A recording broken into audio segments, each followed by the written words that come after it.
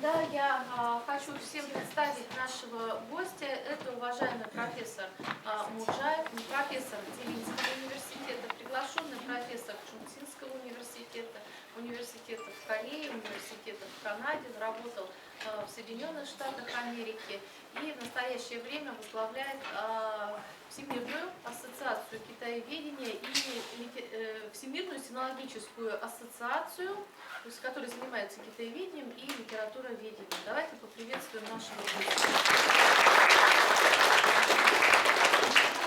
Да, давайте будем потише, да, здесь действительно нет микрофона, да, чтобы спокойно, да, можно было читать лекцию, да, чтобы не перенапрягать голос. Все, давайте приступим, да.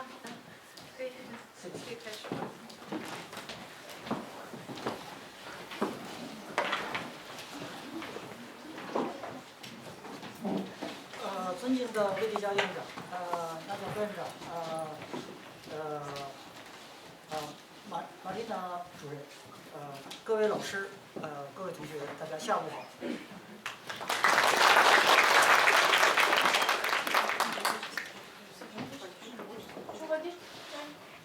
我非常荣幸，非常高兴有这样的一个机会来访问我们非常优秀的布里亚特国立大学。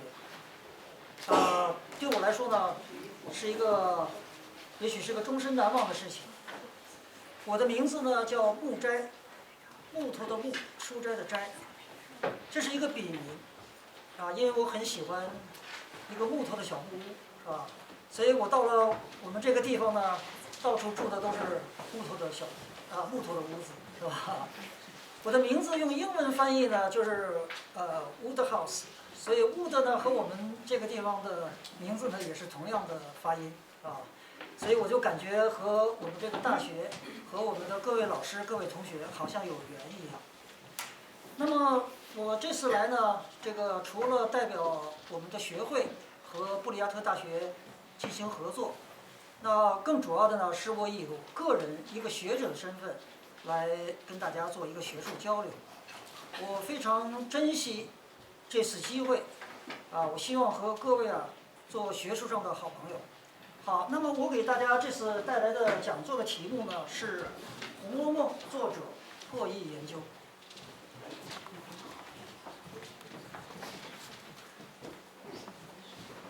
那么题目是破译研究破译decode。也就是说，刚才有的老师还在问我要给大家讲什么我说我不是给大家讲表面的，通过《红楼梦》的著作表面的那些话和人物，我是要给大家讲《红楼梦》是一本什么样的书，是真正的作者是谁，他为什么要写这样的书。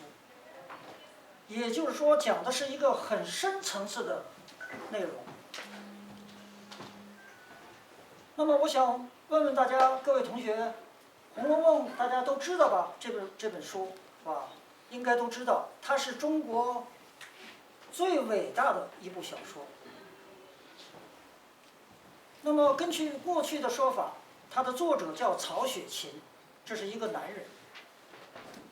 但是我的研究结果不是这样的，这本书不是一个男人写的，而是一个女人写的。它的作者跟曹雪芹是有关系的，他是曹雪芹终身的 lover， 他们是青梅竹马，大家懂得这个词汇吗？就是少男少女时代的恋人。换句话说，是我们说的初恋，就是在11、12岁的时候，两个人爱得非常深，但是后来的结果就是两人分散了那么以后呢，又重新结合在一起。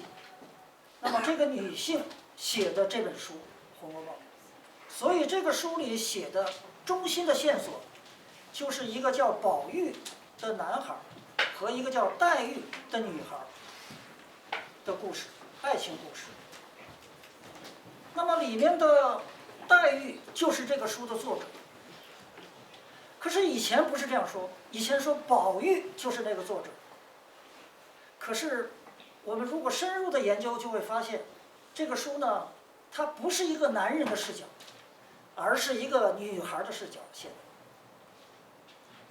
在中国的封建社会啊，大家都知道是儒家思想，儒家思想很好，主张大家学习，是吧？互相的尊重都很好。但是儒家思想有一个问题，它逐渐的发展到后来的时候，它就压抑人性，特别是不允许人们互相爱。他为了解决这个问题，在中国的社会呢，就是他只解决男人的爱的问题，不解决女人的爱的问题。也就是说，一个男人可以娶很多很多的女人，所以男人都不懂得什么是爱，没有必要爱。如果看见哪个女孩好，把她买了吧，很容易就把她。如果很容易就买到，那么就不容易有爱。但是作为一个女孩来说，这个女孩从小的时候，少女的时候，她的家族被抄家了。她的父亲是一个很大的官员，被抄家了。她逃难逃到了这个宝玉的家，所以他们在一起生活了5年时间，从这个7、8岁到12、13岁这个阶段。但是以后又被抄家了，是吧？所以他们又分散了，这样的一个背景，所以我的研究呢叫破译学，是吧？破译学，这个不是我自己认为我是破译，我一直是在研究中国文学史那些大家不知道的那样的事情。所以我的研究呢，现在被别的学者称为是破译之学，这篇论文刚刚发表，是吧？这是一个教授给我的名称，是吧？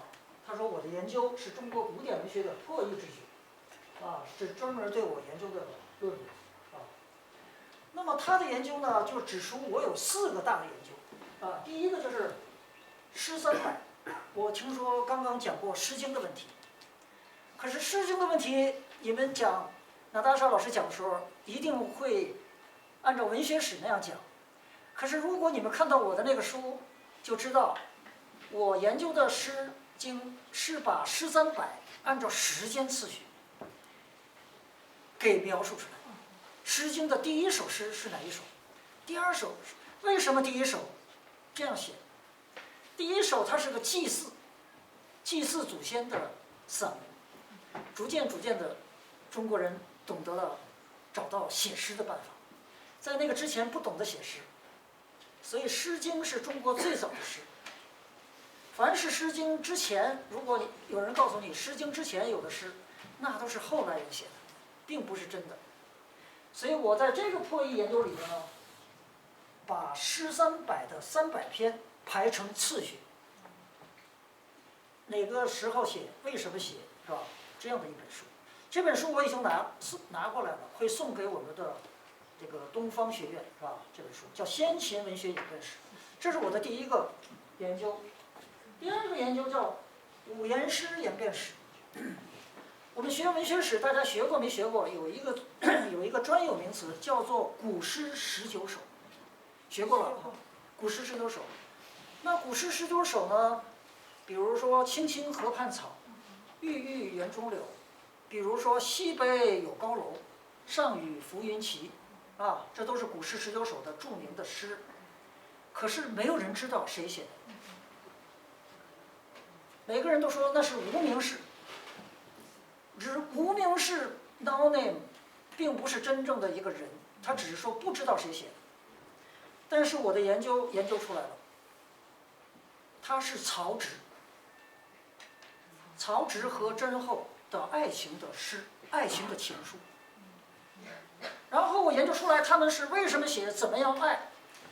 一开始他们不敢爱，后来但是我们说有一句著名的话说，爱是无罪的，真诚的爱是无罪的。所以他们俩虽然不允许爱，但是呢，压抑不住爱，所以这样的诗不能被承认。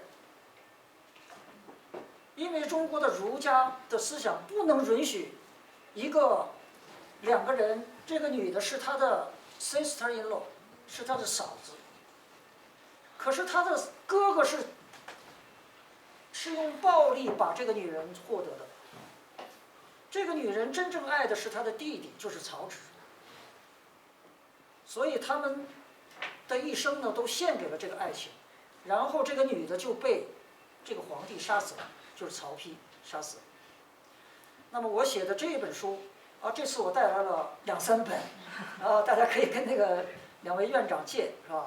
还有一本大概送给了东方学院，是吧？所以我带来3本，叫做《曹植真后传》，是吧？这是我的第2个研究，揭示了 decode 这个秘密，就是五言诗怎么来的，它同样是按照时间的次序来写出来的，好，我的第3个研究，词体起源史。各位同学学了没学了？我们说中国最有名的诗是什么呢？唐诗，然后呢，宋词，对吧？可是唐诗是吧，和词，它们之间是有很大区别的，是吧？那词怎么来的？我们学文学史就会告诉你，胡适说，上一个世纪的一个大师胡适就说，词是来自于民间的歌女，他们先唱，然后文人学习。那我的研究证明了，完全是胡说，完全是错误的。因为老百姓根本写不出词比诗还难写，它的格律要求非常的复杂，完全是凭想象。词是唱的，所以是妓女唱出来的。可是他根本不懂得那个时候没有妓女。这你要研究中国的妓女史，是吧？音乐史，他没有研究，但是我研究了，我研究了中国的音乐史，所以音乐在中国完全是宫廷文化的产品，老百姓不允许有音乐的。这是我说的是从先秦开始，所以《诗经》的音乐那只有王室有，周王室有。所以你说关雎是吧？钟鼓乐之是吧？那肯定是王才可以享用。如果你的地位没有那么高，你不是贵族，首先你买不起，你们家房子这么小，你家里摆一个大钟干什么？还要敲这个钟，还要奏这个音乐，没有地方放，对吧？然后，是吧？然后你还违反法律，对吧？如果你真的有钱买一个，你是商人有钱买了，那就杀头。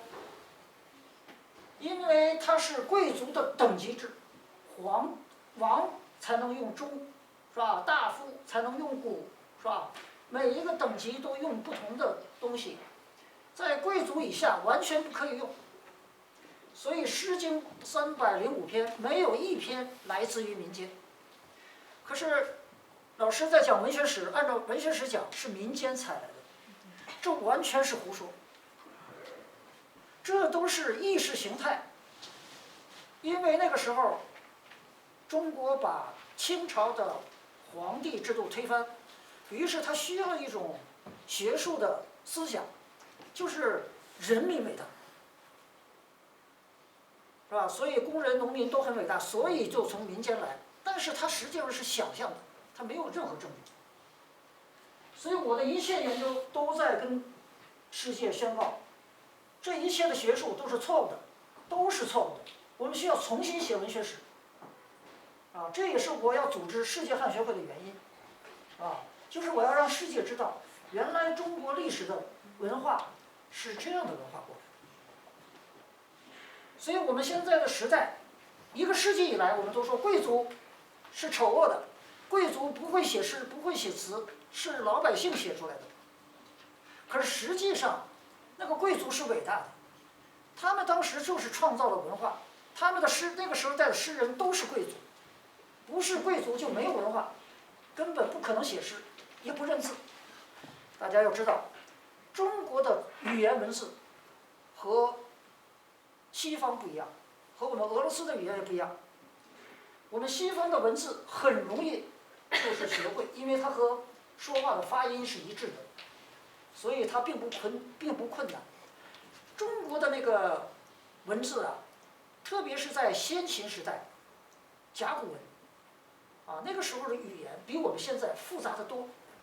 比如说我们说马，我们现在 horse， 一个马就可以了，是吧？可是古代一个马要有几十个马，你是这个颜色的马还是那个颜色的马？你是公马还是母马还是什么马，对吧？还有车，你是这样的车还是那样车，都是不同的字。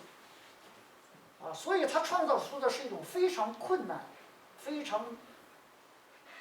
能够学会的，所以他必须是贵族来受专门的教育，啊，所以一直的中国文学史呢，主要都是贵族的文学，啊，一个变化的时代发生在中唐，因为中唐代的时候，在公元755年左右发生安史之乱。那个是把宫廷打乱了，啊，很多的宫廷的贵族乐工跑到民间去，他们向民间传播了音乐，所以中唐到晚唐才开始进入到音乐，才进入到民间。好，这是我的第3个研究。那第4个研究就是《红楼梦》的研究，是吧？那么《红楼梦》的研究，今天我会给大家具体的来讲。好，这是我的几本书，啊，读懂《红楼梦》。曹植传啊，曹植之后传，这个曹植之后传似乎是写的2个人的传记，其实它就是汉魏的五言诗的演变史，是吧？这是我刚才提到的先秦文学演变史，这是词的起源发生史。这4本书都是我今年1年出版的，在今年1年之内的出版。这是我以前的出版。这是我写的一个我自己的自传，我写了我在文化革命的时候的自身的亲身的经历，15年的经历。我之所以后来做了这样的研究，和我这样的人生经历有很大的关系，因为我深切地体验到和农民每天都生活在一起，住在一起，我懂得他们的文化，我知道他们写不出《诗经》来，我知道他们写不出汉乐府来。啊，我深切地了解他们这种文化，我在和他们一起生活了将近10年的时间。这个地方是我们内蒙古，是吧？和我们这个蒙古族很近的地方，是吧？啊，大家看草原也是，是吧？这个地方，这是我28岁，是吧？在这个地方生活。啊，那各位如果对我今天讲的1个小时材料太有限了，如果大家愿意关注我的个人的这叫公众号，是吧？差不多每一期我都会发表我写的，或者是别人写有关我的一些研究。你可以用手机的那个扫描，是吧 ？scan， 是吧？就可以关注，然后会经常看到我的有关文章啊。好，刚才都是我想大概的介绍了一下我的学术研究，现在给大家介绍《红楼梦》的问题。首先呢，我想说一说《红楼梦》的书名和作者概述啊，大概的说。我在昨天晚上的时候，我想到大家都是外国的学生，我想想英文《红楼梦》怎么说，我搜了一下，这样的啊 ，Dream of the Red Temple 啊，第2个 Dream of the Mansions。第3个 The Story of the Stone。 这3个名字，他们之间什么关系？首先，这是2组不同的。Story of the Stone， 这是石头记，这是一回事。这是这个书一开始的名字，啊，所以《红楼梦》是正确的名字。《红楼梦》又有2种翻译。是吧？当然也还有别的，是吧？但是我想，可能都不一定对，因为你要想翻译出《红楼梦》的英文的名字，你首先要知道什么是红楼，红楼是什么意思？这2个的意思，是吧？或者说它是一个府邸啊，住的地方，或者说是他的那个楼阁或者什么，是吧？都不准确，都不准确。那么它的准确的名字应该是什么？红楼的原意是皇帝的行宫，就是 palace 的意思，它是 palace 的意思。这个事情没有人知道，只有我发现了，它是皇帝的行宫。那么这个故事是怎么回事呢？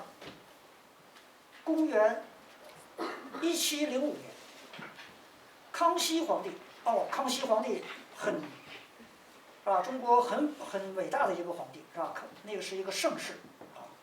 康熙皇帝的第5次南巡，就是到南方去巡查。他住在苏州，苏州有一个官员叫苏州织造。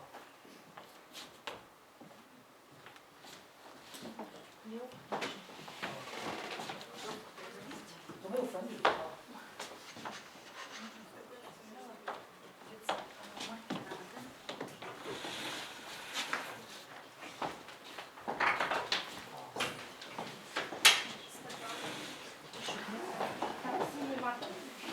没有粉笔是吧？这个笔写出来不好看。写的好。对，好，也可以吧。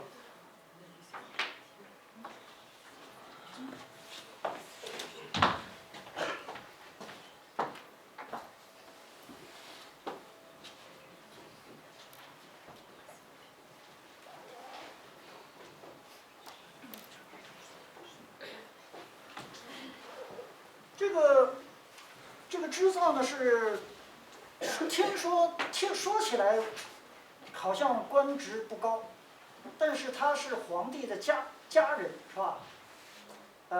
其实他就是钦差，很重要的一个位置。那么当时担任苏州织造的这个人呢，叫李须，是吧？我们其实在这里可以看到，李须能不能看清楚？好像对。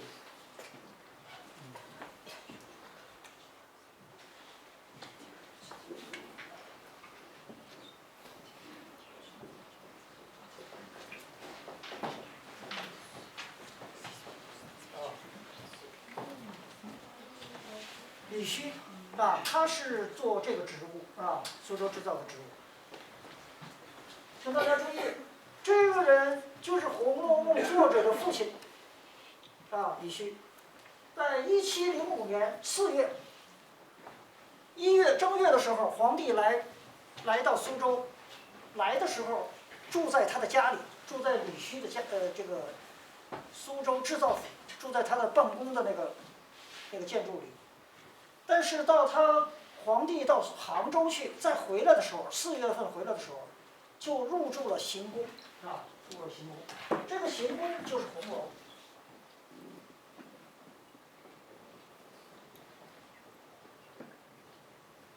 行宫就是皇帝的住处就是红楼就是红楼。那么李须的女儿现在我们说这个事情是1705年发生的1716年，李须的这个女儿出生了他的女儿出生了1716年。我们再说一个时间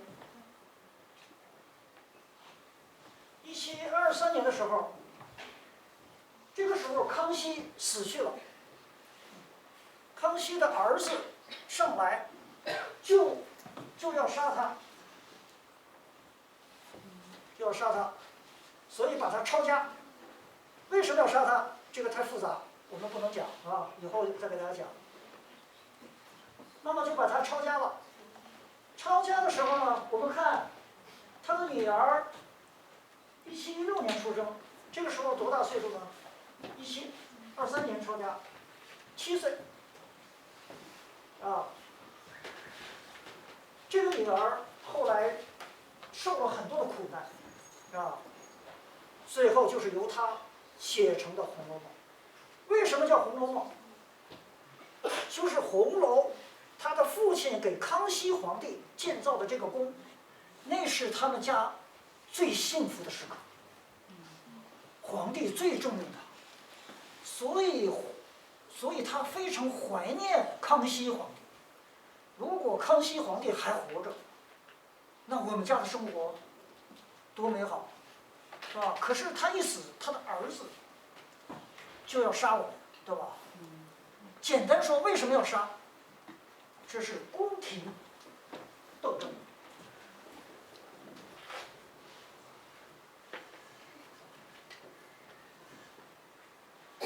宫廷斗争就是必须给皇帝进奉了一个漂亮的女孩，啊，姓王。这个书里的王夫人，王啊，都是从这儿来的啊。哎，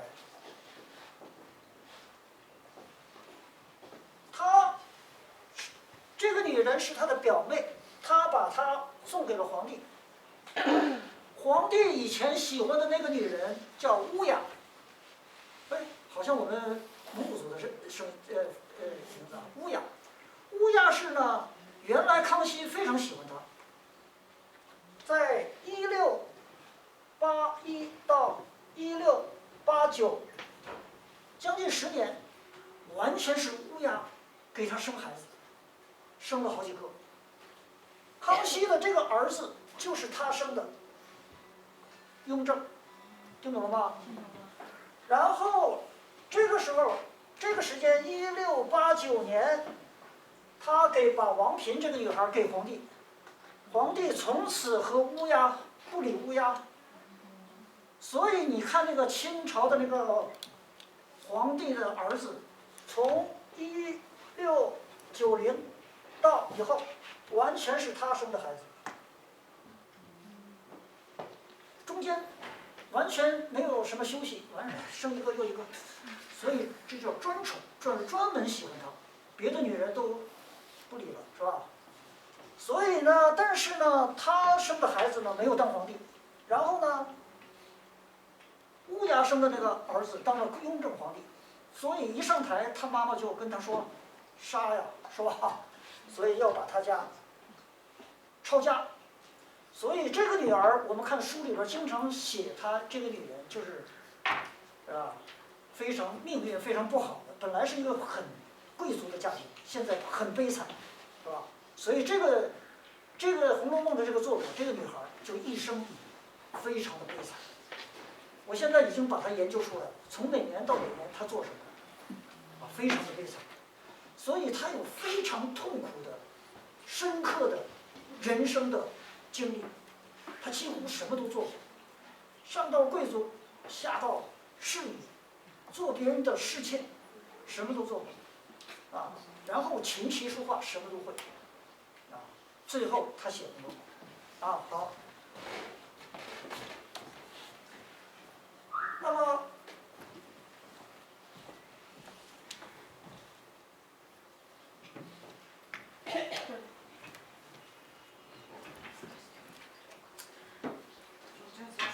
你拿黑色的，黑色的好一点。对，其实我喜欢粉笔才好看些。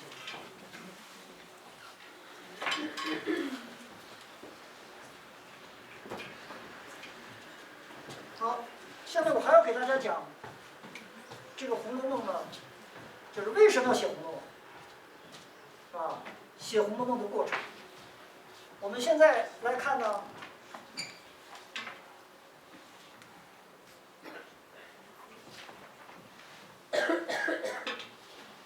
好，请大家注意啊，这个女人的名字，首先要告诉大家她的名字。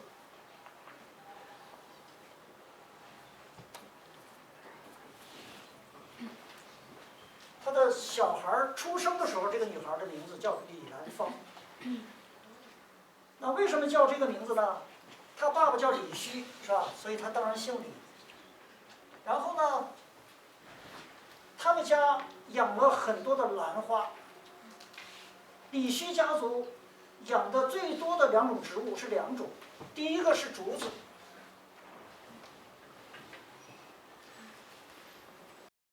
所以书中的林黛玉住的地方就是很多的竹子，潇湘馆，对吧？对，这是他们的家族竹子。第二种就是兰，啊，种了很多的兰。好，为什么叫方？李兰芳1716年出生，在他出生之前，1708年，康熙皇帝刚刚写了一篇《群芳谱》。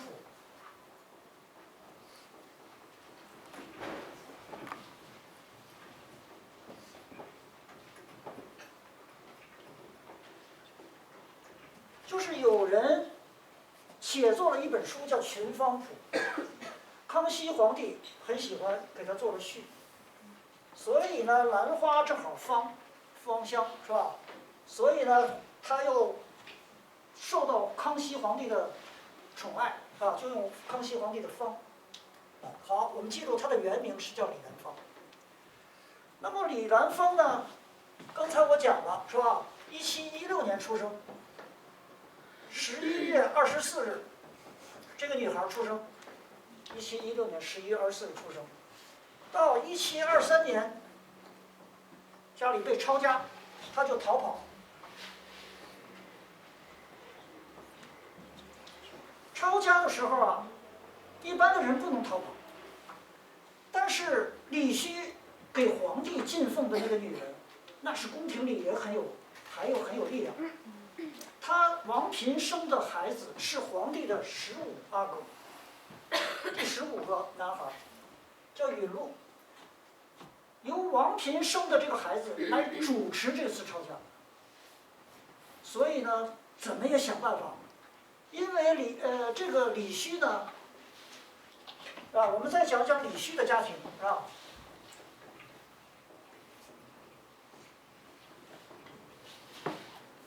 李须的夫人姓韩。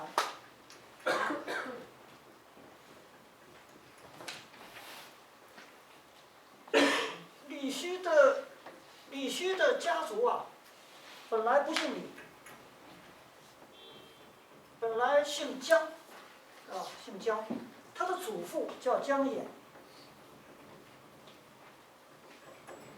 所以《红楼梦》说宁国府的祖先叫衍，是吧？他已经告诉你了，写的是我家族的事儿，是吧？我的祖父就叫衍，但是呢，李须的父亲叫李世珍，他当然原来叫姜世珍，然后在1643年的时候，这个姜世珍原来是明朝的将领，但是打仗的时候被清朝的一个将军叫李锡泉。李锡泉把他的父亲俘虏了，就收他做义子，大家听懂吗？就是干儿子，啊，不是真的儿子，但是他的姓要改，由姜改成李，啊，听懂了吧？所以姜世珍改名李世珍，生的孩子就叫李须。李须的夫人姓韩氏，啊，他们是山东人，啊，那么韩氏呢，在1714年死去了。1714年死去了。韩氏，他们是属于这种老夫妻，对她的丈夫管得很严，所以20年没有生的能力，所以他们家20年没有孩子。但是1714年他一死，这个李须就为了生孩子，就同时娶了2个侍女，就是丫鬟，做自己的卢夫人，就是姨太太，大家知道吧？就是第2个夫人、第3个夫人，同时娶2个。大家看书，你们看书里边有那个焦姓，一个丫鬟，一顶小轿就抬去了，那是他的妈妈，那是作者的妈妈，他通过那个来写他。那么他一死呢，所以1715年他娶了2个丫鬟，所以1716年，一个是9月，一个11月，连续的生了2个孩子，一个男孩，一个女孩。这是脂砚斋的家庭情况，就被抄家了。那么抄家的时候呢，李希很大的官儿，有很多钱，是吧？所以他把钱交给了他的一个管家，姓沈，叫沈有元。沈有元就是书里的贾雨村，啊，他就拜托这个沈有元，把李希的这个最喜欢的女儿，当时7岁，逃跑带走，同时呢，把他的妈妈也带走，啊，就是这个，所以他们是3口人，啊，逃跑去。那逃跑去以后呢，他们逃到了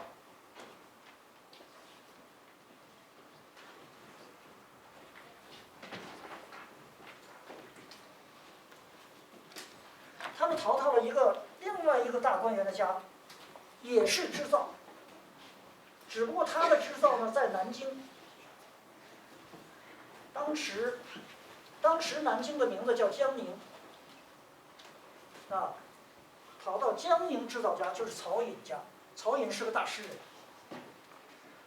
那么曹寅死了以后呢，曹寅的只有一个儿子叫曹寅，我们就不说了。曹寅很快就死了，于是他的侄子叫曹寅，曹府啊，这个音读府。曹府就继续当他的这个织造接班。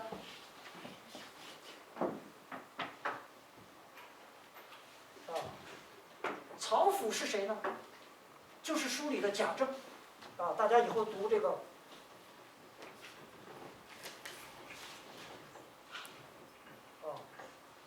曹府。曹府这个家族啊，当时这个李兰芳跑到他们家生活，到1728年，又一次被抄家，又一次被抄家。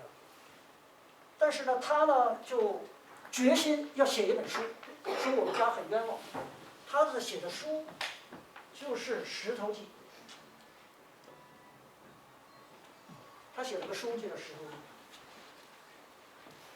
所以《红楼梦》的原来的书并不是爱情的书，而是一部政治的书 ，political book。他要记载他的家族为什么被抄家，来说明自己没有罪，这样的一个书。好，我们再接着说，曹府这个曹寅呢，他本来没有儿子了，所以找了个侄子做接班人。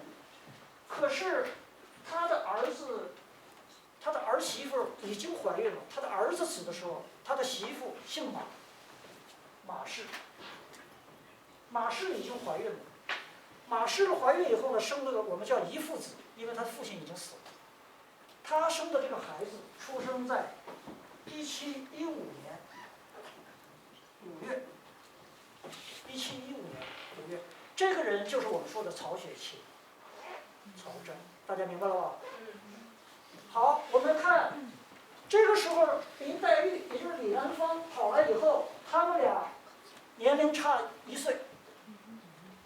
他跑去以后，他们家人因为对这个曹雪芹太喜欢了，只有这一个孙子存在了，对吧？这个还是一个过继来的，所以非常非常的宠爱他。他出生的时候给他起的名字叫天佑，曹天佑就是曹雪芹小孩的时候名字老天保佑，来了个男孩。于是当李兰芳逃到他家的时候，他们的家长说：“你们都是2个小孩，就住在一起吧，就让他们住在一个房间里，叫碧纱橱，是吧？在8岁、9岁，在8、9岁的时候住在一起。过去不允许的，而且没有血缘，对吧？可是他们俩住在一起的时候呢，别人以为不会，8岁、9岁没关系，可是实际上他们俩已经天天住在一起，就会产生感情，是吧？所以那个时候呢，他们就会非常的产生了爱情。好，我们再看这个李兰芳这个人，李兰芳受了很多的苦难，最后终于又跑回到他们家，找到了这个天佑，就是曹雪芹，他们俩结婚了。结婚以后，然后这个曹府啊，也就是曹雪芹的父亲，就和他们说：“我写了一本《石头记》，可是我不敢出版，是一个政治书。”于是他们全家家庭会议3个人讨论怎么办。那就说要改成一部爱情书才能出，不要说政治。可是他的父亲不知道这个女孩会写，他就让他的儿子写，让曹雪芹写。说想肯定是接班的事情给儿子，是吧？哎，就说儿子要写，于是他儿子先写，他儿子写出来的书变成了后来书里的只有一回，这一回叫做《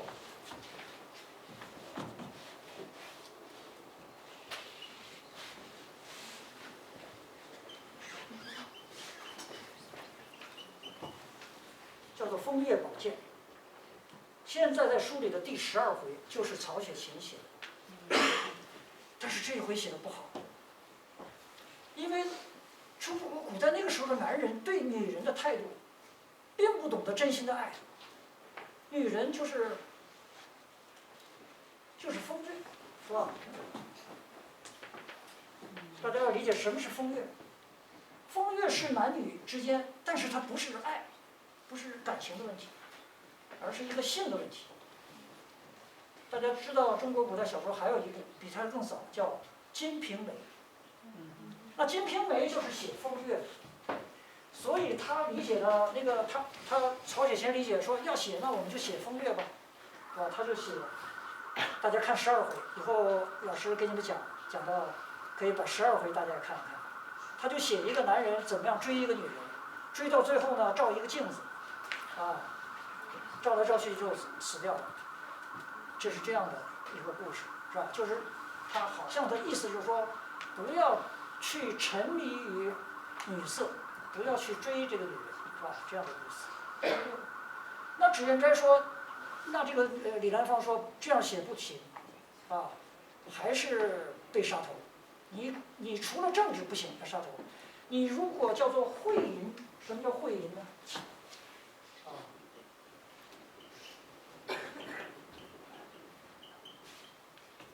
会淫就是你去教给别人怎么样的风月，那也不可以，对吧？就是色情的，是吧？也要杀头。那脂砚斋说，看来你们爷俩写的都不行，我写，脂砚斋写。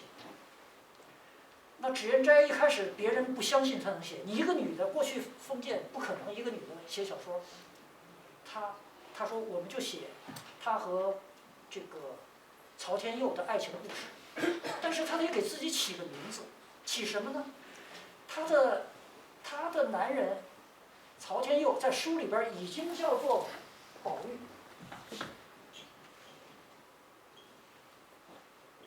已经叫宝玉了。宝玉就是她的老公，是吧？那我代替老公写，所以她给自己的起的名字黛玉。所以在《红楼梦》最早的版本，林黛玉都是这个黛玉，明白了吧？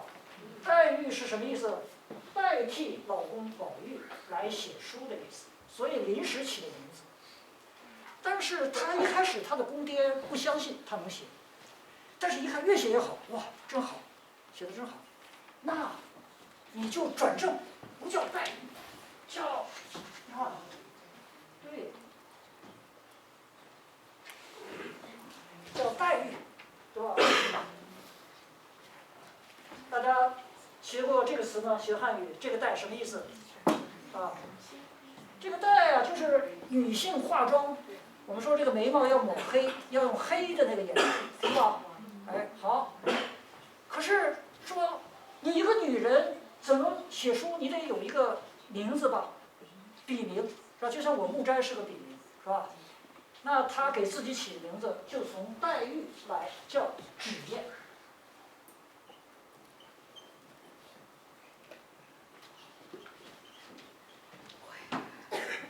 各位个字吗？芷，芷是什么意思？芷就是口红，是吧？女孩儿化妆的时候最重要的两个是什么？一个是眉毛，黑色的，啊，所以叫黛玉。本来黛玉就是代替宝玉写的意思，现在呢，芷和黛是一个意思，一个是黑色，一个红色，对吧？这个砚呢是什么意思呢？就是古代中国写字的时候，书法都是那个墨，就是用那个砚墨，所以它的意思就是一个写书的女人的意思，就是芷砚。好，现在我们知道了，李煦的这个逃难的女儿李兰芳，在写书的时候给自己起的名字，一个是黛玉，一个是叫芷砚，芷砚。她住的地方就叫芷砚斋。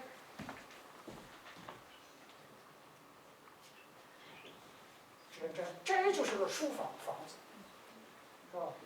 我自己给自己起的名字叫木斋，那个时候我还没研究这个事情，现在我研究了，我知道哦，原来老天生我这个人是为了让我把他这个事情研究出来，是吧？所以也叫斋，是吧？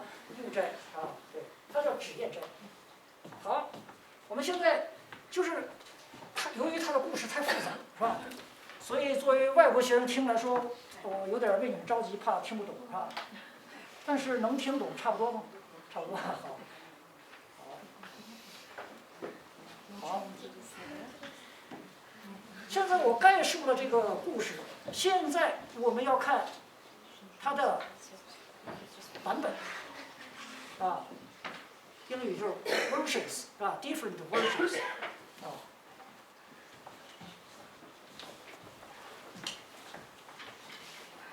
各位以后学文学史，可能讲不了这么复杂，讲不到版本。可是，如果你不知道它的版本，你就不能明白为什么我说的对。我真想把它再放大一点，这样我就不用板书了，是吧？好，那我简单说，因为它太学术化，是吧？有关《红楼梦》的版本太多，至少12种，12 different versions， 是吧？但是呢，我们看，你如果各位同学和老师，你们如果研究《红楼梦》，一定要知道它的版本，你才敢写论文。你绝对不能看以后1949年以后出的那些《红楼梦》的书，那都是修改的。我们要看它原来的样子，所以你看就要看最早的，要看它最早的版本。所以它的版本呢，有3种类型。第一种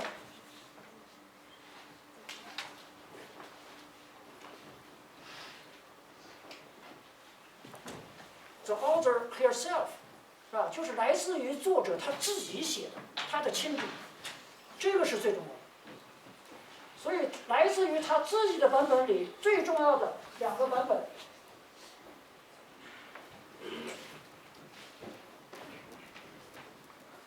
第一个版本最重要，庚辰本。庚辰是个时间，就像我们说1760一样，这个时间中国人的表达就叫庚辰。好，庚辰version，庚辰。第2个版本很重要，甲戌。甲戌本，甲戌的时间是1754，但是它是个错误的认识。他提到，就是脂砚斋说，我从甲戌这年开始写，开始重评《石头记》。实际上他说开始，1754年开始第2次的改写。它的完成时间是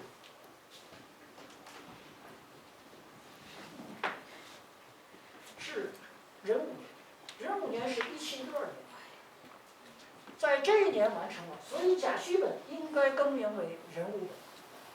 但是我刚刚研究出来，大家已经习惯了叫甲戌本，所以我只好也说甲戌本，但它实际上是它这个版本比较晚2年。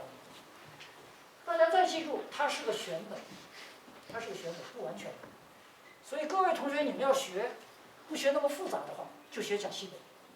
甲戌本一共16回。那么，为什么有这么个选本呢？选本。我们各位外国同学学中国文学都是选本，对吧？这个脂砚斋也自己给自己选16回。为什么选呢？因为在这一年的时候，乾隆皇帝知道他的书要看，这个叫做审查，皇帝要看，要决定这个书是要杀头还是可以出版，重要的问题。所以作者们很紧张，他们3个作者主要是脂砚斋，于是就决定选最写的最好的，大家都可以理解，皇帝你给他拿去那么多干嘛？选最精彩的就可以了，对吧？16。还有呢，其他版本都没有，只有甲戌本有反例。反例就是要说明这个书为什么写，谁写的，在反例里都写。我一开始就研究反例，我就知道这个书3个人写，3个人不同的书名，而且脂砚斋用的是《红楼梦》，他的这个父亲用的是《石头记》，他的老公用的叫《风月宝鉴》，一个人一个名字。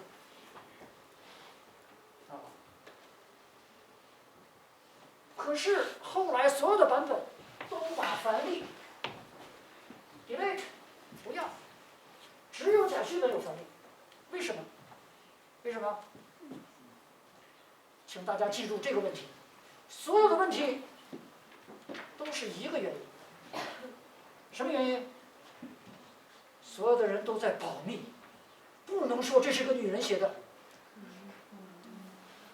他们都知道真相，说了就杀头。一个女人，你写了自己的爱情，而且你还写你从小跟这个男人住在一起，这都是色情的问题。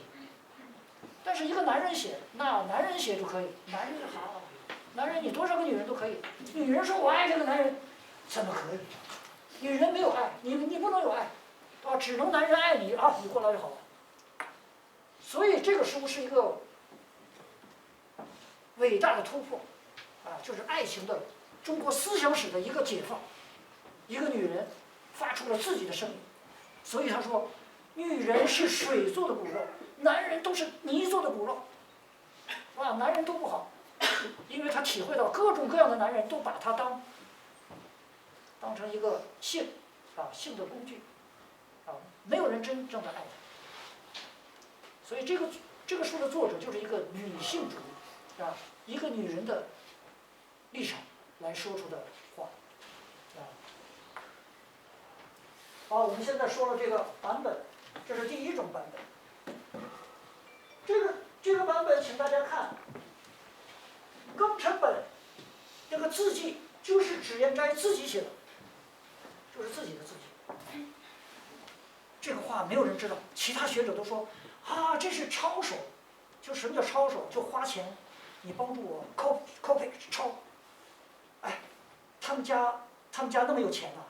大家都说曹雪芹家里很穷，你连想都不想，你请人抄1页多少钱？你还请人抄得起吗？而且他每一次抄都修改，这完全是作者自己写的。这个版本的字和这个版本的字，我研究了，不是一个人。这是女人写的，这是男人写的。脂砚斋每次把草稿交给原作者石头，他的书叫《石头记》，所以我们书里就叫石头。凡是说石头的时候，就指的原作者。就是给石头的书法很好，是吧？因为他是那个当官员嘛，要写公文，所以甲戌本是一个笔记，庚辰本是一个笔记。但是庚辰本基本上是一个人的笔记，甲戌本是一个人的笔记，由脂砚斋写完草稿，由她老公公，她丈夫的爸爸来抄，抄完以后送给皇帝审查。各位同学，你们猜一猜，审查的结果怎么样？好，我们来个小讨论，哪个同学或者老师愿意来猜一猜？这一年他们送审的结果回来了，什么结果？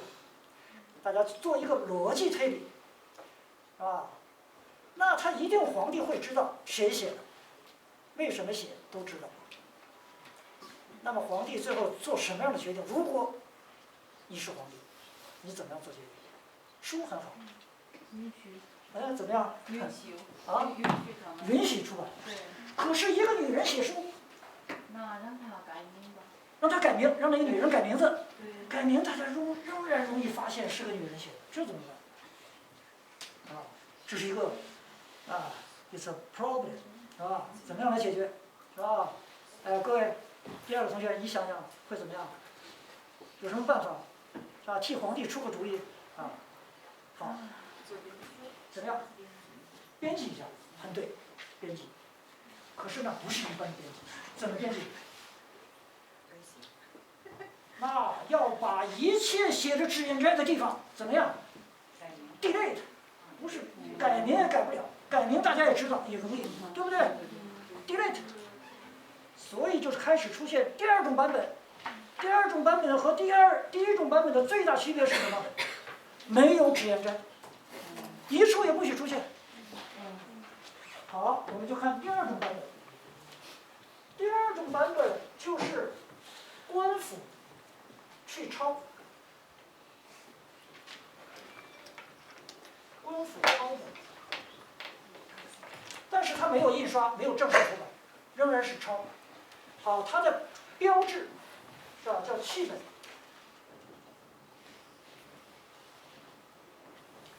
为什么叫契本？因为这个时候有一个人考中了进士，在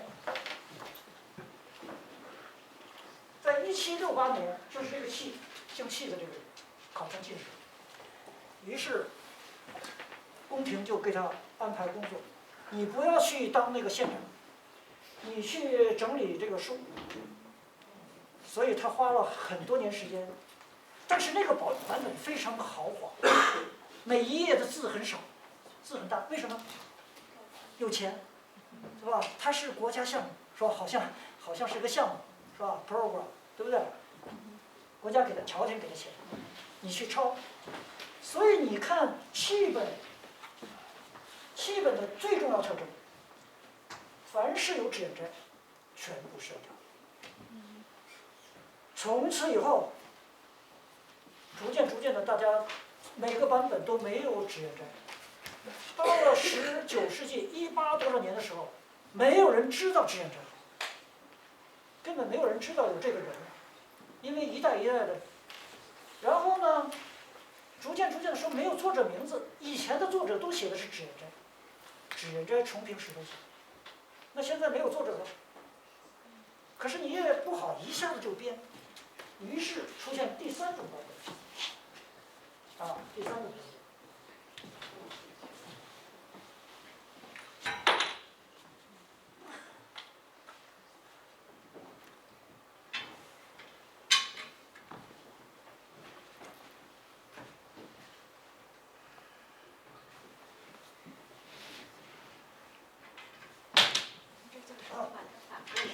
好，第三种版本啊，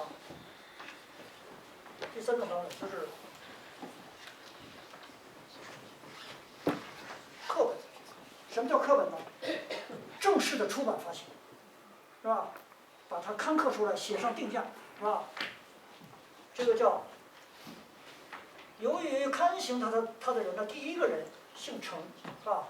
所以叫程甲本、程乙本两种修改。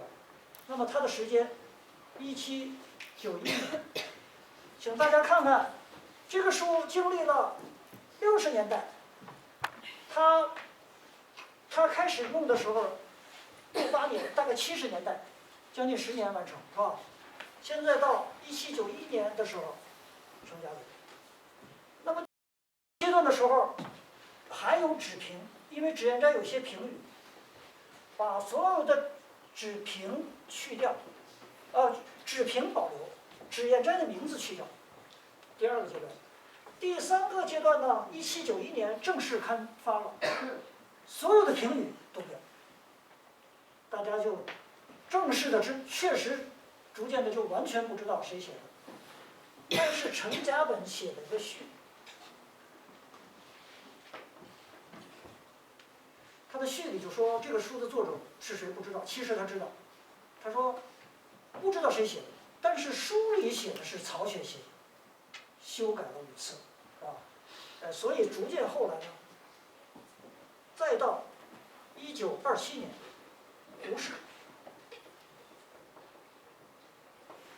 胡适就发现了这个本简序本。他研究以后，他说这个写的是曹雪芹自己家的事儿，曹雪芹的自传。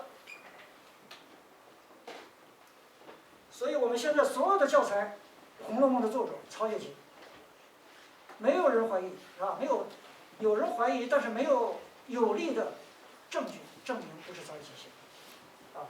那一直到我现在研究确认，曹雪芹只是参与者。但是书里边为什么有的时候老说曹雪芹呢？因为过去的一个女人承担这么样的重任，所以她把她的老公，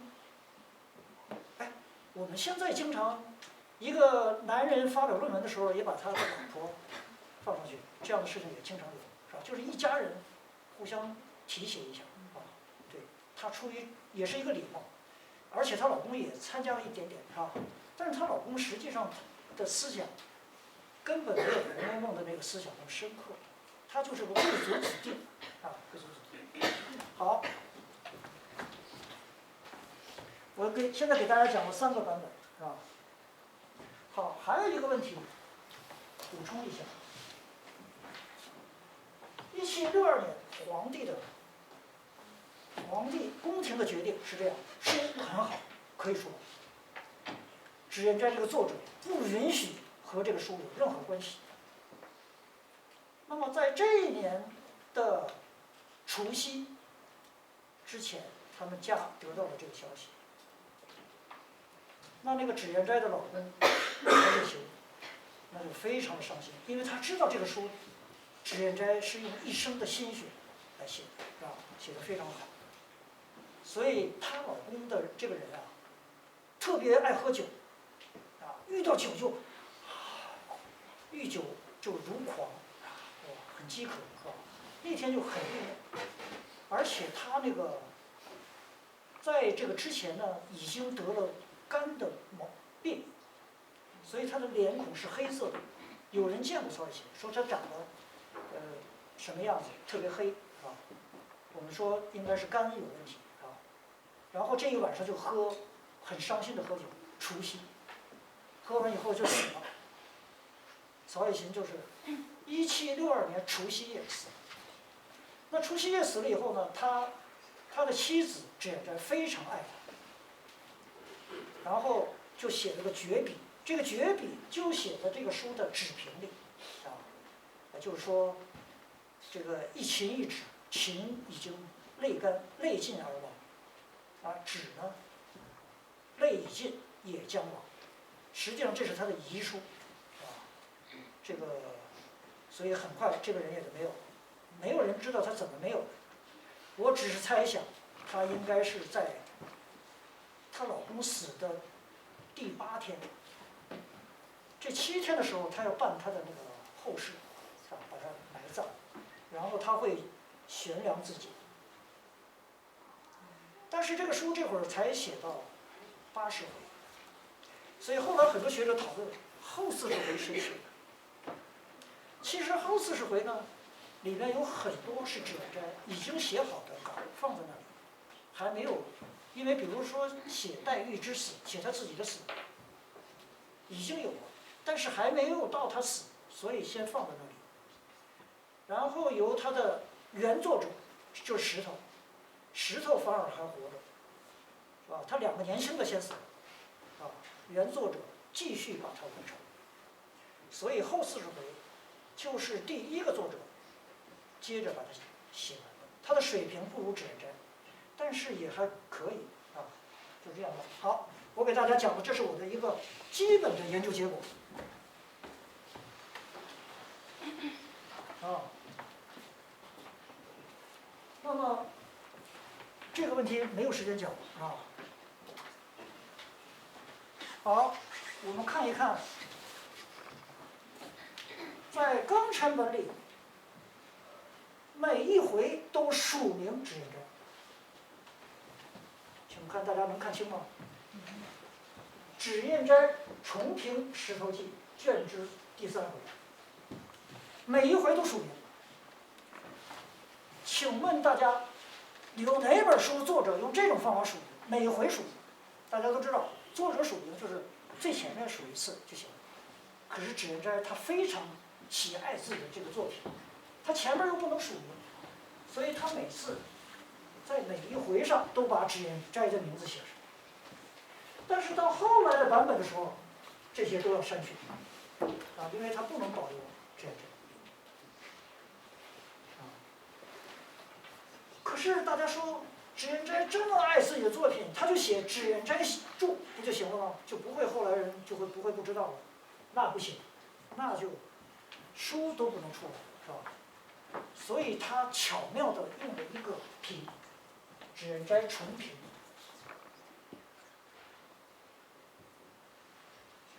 评呢，大家以为说这是一个评论的意思，其实中国最古代的白话长篇白话小说，我们刚刚学了话本，就是话本开始的白话小说的长篇都叫评话。比如说《三国志评话》啊，好，评话的意思不是评论的意思，评话为什么叫评话呢？评就是白话的意思。评话就是白话的意思，因为古代人写书的时候用文言文，现在他用评话写，对吧？所以评话就是白话小说的意思。所以指引斋在这里署名的时候呢，他就说，我重新用白话小说写了这本书，他巧妙的用这个同音字来表示这个意思。啊，所以我们看黛玉和芷燕就是一个意思，是吧？就是都是表示女性的意思，啊，就是女性的意思。啊，这是刚才已经给大家讲了这个指引斋黛玉写作的过程，主要的版本。啊，大家看曹家的几个族，曹寅的儿子叫曹允。这是他的独生子，曹雪芹的父亲。他的本名叫连生，就是小名叫连生，所以书里边有一个人物就叫贾琏，就用的同音啊，这个人。然后就是曹允死了以后呢，他的侄子继承，就叫曹府啊，这个。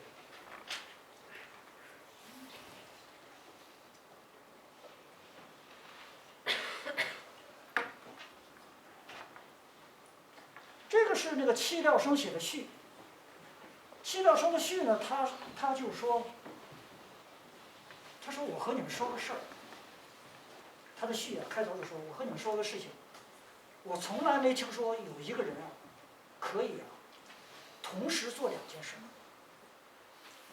比如说你说书法，我左手写一个，右手也写，还左手写楷书，右手写行书，2个同时写。啊，这个做不到。我也没听说有一个人可以唱歌，一边用嘴里唱，一边用鼻子唱，做不到。可是我现在看到有一个人写书，他这2个都可以。他在说谁？说《红楼梦》的作者。因为指引斋他既是作者，他为了让皇帝看懂，他又评，自写自评。所以他是完全知道指引斋是这个书的作者和评点者的。好，这是凡例。凡例只有贾诩的有，就这个玄梅。各位这个不是中国人的学生，你们要这样读这个原文会比较困难，因为它没有标点啊。中国古代人写的时候没有标点啊，但是我读起来是很轻松的，是吧？没有问题。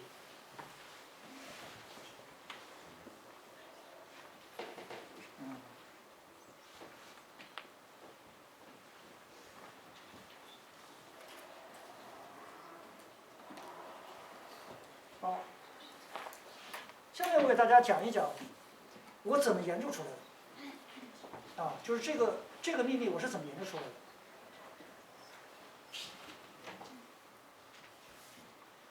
我最一开始的研究的第一个问题，就是关于林黛玉，啊。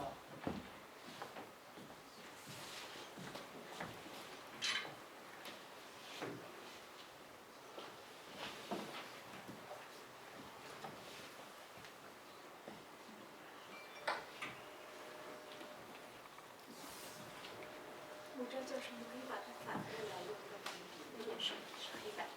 那边是黑板吗？啊，对，有粉笔吗？有粉笔，粉笔。那太好了。这个有。哦，好。哪个是粉笔？这个吗？啊，对对对，这个方笔。哦，我从来没见过这样的笔。很奇怪。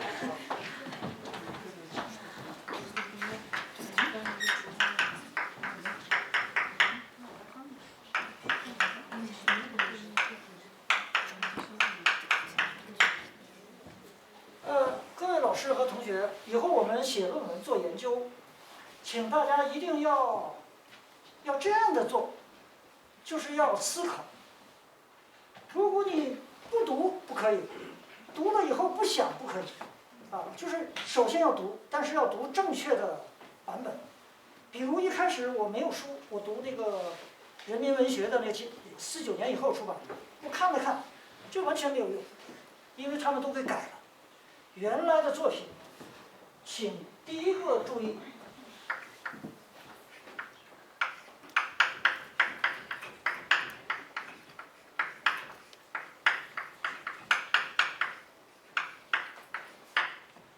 我的学术研究为什么能研究出别人研究不出的东西？我有很多我的方法。第一个方法最重要的就是原点第一的研究。原点第一就是要读最原始的材料，最原始的文史啊，原始的文史啊，所以一定要在这里边找，是吧？找到。第二个原则，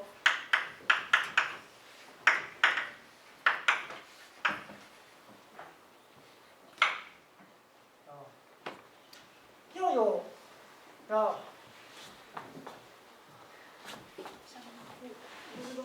啊，用布啊，这个很布啊。我看这个应该概括成。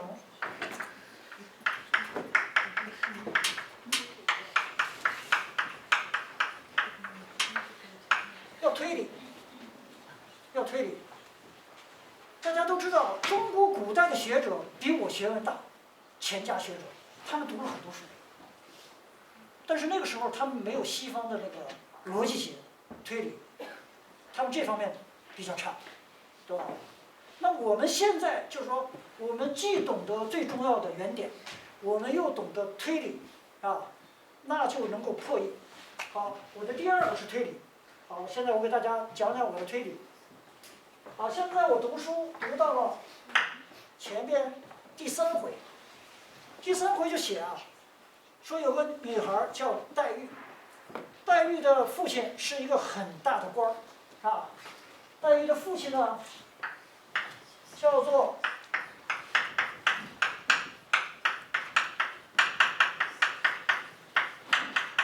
他的父亲在书里头叫林如海，这个林如海就是李煦。他写的，他是个官职呢，就是简单说吧，他的官职叫盐政，在哪里呢？在扬州。啊，他就写林黛玉的父亲叫林如海，林如海当时呢是在扬州，啊，做的官员呢是盐政。刚才我讲了，李煦是织造，同时在这一年就是林黛玉出生这一年做了盐政，这样的职务就是管这一带盐的事儿。好，现在林黛玉入府，我看了这个以后，那个时候我还没有研究结果，我说这个问题有问题的。书里边写她是个小女孩，她的父亲很高的官儿。那有一天，她的父亲跟她女儿说：“孩子啊，我现在老婆你妈妈也死了，我不准备再娶一个女人了，你去到你的姥姥家生活吧。”哎，请同学们想一想，一个7、8岁的女孩，然后交给一个大男人带着到别人家生活去，绝对不合理。我研究这个的时候，我女儿正好7、8岁我就想，我还没有这么高的官，我让我把这孩子交给一个别人家去，交给几天可以。他的意思就是交了就不回来了，这女孩，合理吗？不合理啊，不合人的人情。任何一个父亲，而且他家里的保姆就100多个，是吧？不用100个，一个保姆就可以照顾一个小女孩，凭什么给送到别人家去？送去1天都想，别说送去一辈子。可是这个问题没有人怀疑啊，我就是要产生怀疑，于是我的第一个推理推理1，这个女孩就应该是李旭的孩子。当然我当时以为是孙女，因为李旭在这一年已经60多岁了，我不知道一个60多岁的那个男人生的这孩子，是吧？我就想一定是他孙女好，我的第一个推理就是李旭家，我已经知道了是1723年抄家的，这个我知道，所以我现在推断这个书黛玉入府的时间是1723年抄家，那这个时候她的年岁应该是7岁那么7岁，1723减去7等于1716。所以我的第一个推理就是林黛玉出生的那年是1716年，各位合理吧？是吧？好，那我已经假定他的父亲就是李旭，因为当时2个将军织造这个时候我就去查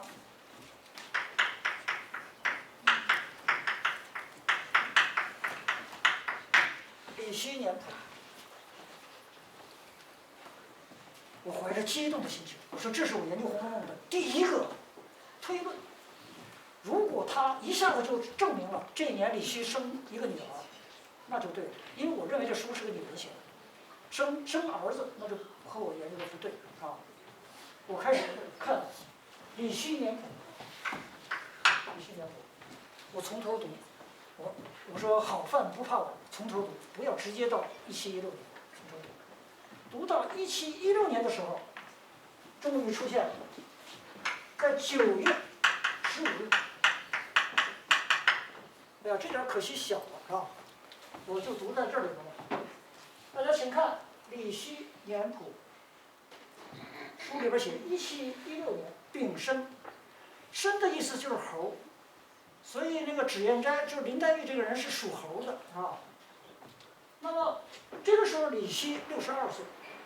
在9月15日的时候，李旭家人生了个男孩，他的幕僚长叫沈有元，沈有元呢就写了一个诗，他说呢，就是李旭家生孩子这里记着9月15日，竹村先生，脂砚斋的父亲叫竹村，为什么叫竹村呢？刚才讲的，什么原因对，他们家养了很多的竹子，所以林黛玉住的地儿全是竹子他们家举行了一个大庆，叫育林大庆。什么叫育林呢？林就是男孩的意思，所以他们家举行了一个庆祝男孩的酒会。于德与汤炳会，是吧？就是我有幸参加了这个酒会，所以他就做了一首诗，是吧？他说：“20余年未举子。”哇！我一看到这句话太高兴了。我说一旦生一个，那就是了，不用说是老3还是老4的问题了，20年没生是吧？所以很好。加尔辛德小卢森，因为李希已经60多了，辛德一个男孩呢，就像爷爷生孙子一样，是吧？他说很快就换出公姑小弟来，他说马上还会生一个男孩。我说坏了，这家一生2个男孩，没有一个女孩出现，我说有问题。但是他刻苦说第3如夫人10月坐入。大家懂得坐入吗？就是过去的妇女要生孩子进入产房，就叫坐入。坐月子。对，10月就要进产房，那提前1个月住进去，所以应该有11月应该有个孩子出生。所以我当时祈祷，我说一定是生个女孩，就是书里的林黛玉。那我的一切的那个密码就都对了，往下肯定就都对了，是吧？所以我看到这里边就往下读，但是读的什么结果呢？大家想想，年谱里没有记载。哎，我说他说了再过1个月生孩子，为什么没有记载呢？我说很好，过去的习惯，男孩才庆祝，才记载，女孩不记载，对不对？所以年谱里没写女孩。好，我再找另外一本书，这个另一本书，大家看它的资料，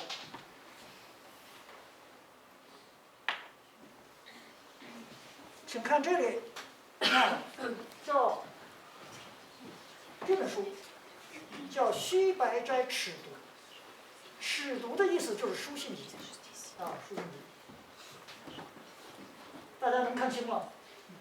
记京东3弟，这是李须，就是脂砚斋的父亲写的一封信，给他在北京的第3个弟弟的信。他说：“我于9月15日天得一子，生了一个儿子。11月24日天一女，并于夫。”对，所以我看完这个以后，我把书都抛起来了，是吧？Great。太棒了，就跟为我服务的一样。所以你的思考如果正确，材料就会来证明你说的是对的，是吧？所以我们知道《红楼梦》的作者是个女孩，她是1716年11月24日出生的。好，我们验证一下书怎么写，《红楼梦》书怎么写。后边的同学不知道能不能看清啊？我们看啊，好，我们说贾雨村这有一天呢，来到了维扬，维扬就是扬州，因闻得今岁，就是今年，严正，就是那个官职，点的是林如海，林黛玉的父亲。这林如海怎么样啊？他的官职现在叫兰台寺，这个兰就是李兰芳的兰，是吧？兰台寺大夫，本官姑苏人士，姑苏就是苏州。今钦点出为徐言义士，到任方1月有余。请大家看，这点是关键。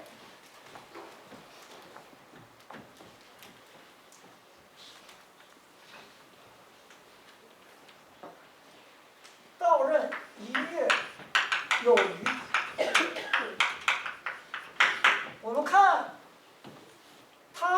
他给皇帝就是李希，脂砚斋写给皇帝的那个信是什么时候写的？请大家看，在这儿给皇帝的奏折，大家看啊，今10月19日。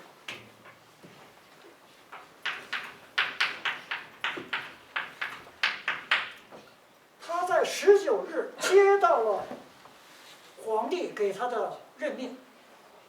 督察院就是任命，给他的任命，是吧？这个是对他的任命的内容。我们计算一下，10月19日他接到了皇帝的任命，脂砚斋是多少？11月24日。请大家计算一下，他书里边说到任1个月有余。时间减去这个时间是1个月，1个月零5天，1个月零5天。所以他说到任，他父亲到任现在1个月有余。他为什么要写这个时间？各位，你如果写小说，你如果写自传，你是不是你的出生的那时刻很重要，对不对？所以他写的就是自己的自传。现在他就跟大家说，我就是在这个时间出生的。我出生的时候，正是我父亲接受一个重要的高的职务，巡盐御史，1个月有余。当然他没说05天，1个月05天就是1月有余，对不对？所以他就是完全写的是他的自传。好，这个就是吧？请大家看第3行，巡盐御史到任方1月有余，看到吧？所以他这里边的不是一个人这个作者脂砚斋，他的父亲既叫林如海，也叫甄士隐。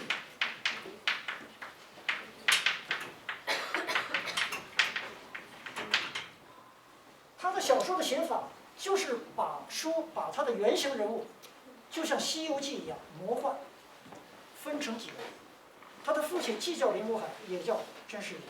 那他自己呢，既叫林黛玉，也叫香菱，也叫妙玉，分成好几个人，把自己不同的人生经历画成不同的人。不好意思，好像这个时间，但是有很多的内容要跟大家交流，是吧？但是时间好像一个半小时了好，非常感谢大家，好，谢谢。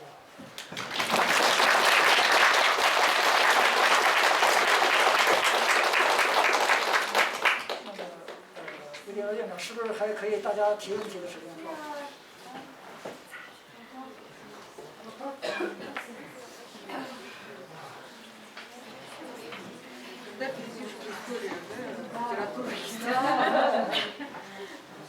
老师们提问题吧，也可以。因为我们第一次听到了这些新的有点怎么说呢？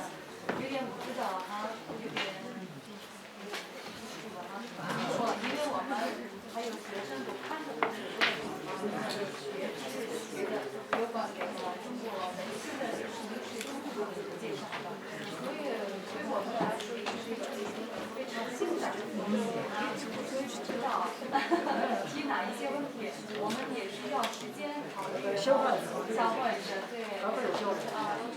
我觉得你回国之前我们还会有一些问题的，特别是有关这个古文的。对，我给我一点时间，我有一个主意大家稍等一下我有一个办法。我有一个问题就是你刚才讲的这个理论的优护者有很多人。对，现在就是我写完以后，这个书还没有正式出版，但是论文正在那个顾斌顾斌先生那儿也有交流，我把书现在给他了，对，看看他愿意不愿意写点什么。但是论文呢，已经论文发表了很多。我给大家一个大家来微信号，大家看微信号，然后可以看到相应的论文好，请大家如果有微信的话，可以用这个办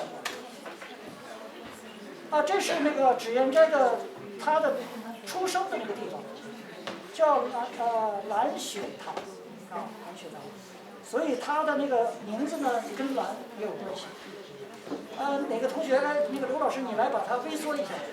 微缩呀？不是，把它回到那个，我给大家来怎么样回到那个？回到什么？对，回去。就是回到那个最开始。不要让它演，不要让它展出这样子。就给大家看一下。我知道了。给大家看一个微信号，让大家扫一下。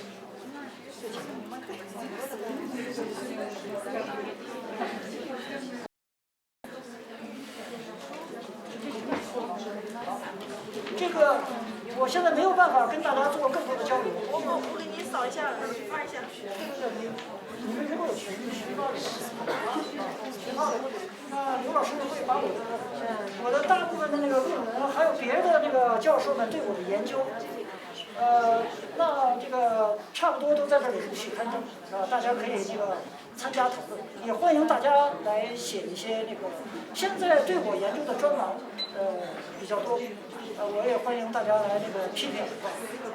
这是什么？啊，微信号，对，就是木斋文学奖嘛，是吧？大家做一个关注呢，每一期都可以收到，是吧？能这个办。还有呢，就是我个人的微信，很多老师都有，也欢迎大家来找到我。那 Ребята, еще вопросы?